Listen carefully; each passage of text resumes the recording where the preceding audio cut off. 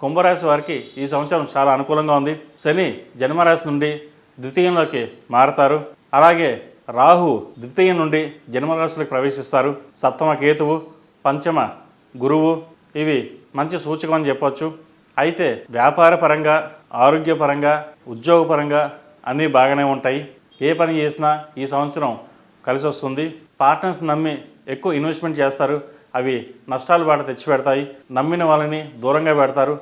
అది మీకు భవిష్యత్తులో ఇబ్బందికరమైన వాతావరణం కూడా చెప్పవచ్చు. వివాహానికి సంబంధించిన విషయ వ్యవహారాలు అనుకూలంగా ఉన్నాయి. పెళ్లి కాని వారికి ఈ సంవత్సరం వివాహం కుదురుతుంది. విద్యార్థులకు కష్టపడితే కానీ ఫలితాలు రాని సమయం అని చెప్పవచ్చు. ఉద్యోగం కూడా ఒకసారి రాని పరిస్థితి గోచరిస్తుంది. విదేశాల్లో ఉన్న వారికి గ్రీన్ కార్డు కోసం, పర్మనెంట్ వీసా కోసం ఎవరైతే ప్రయత్నిస్తున్నారో వాళ్ళకి ఈ సంవత్సరం వచ్చే అవకాశం గట్టిగానే కనిపిస్తోంది. సుబ్రహ్మణ్య స్వామిని ఎక్కువగా ఆరాధించడం, హనుమంతుడికి ఆకుపూజ చేయడం చెప్పదగిన విషయం.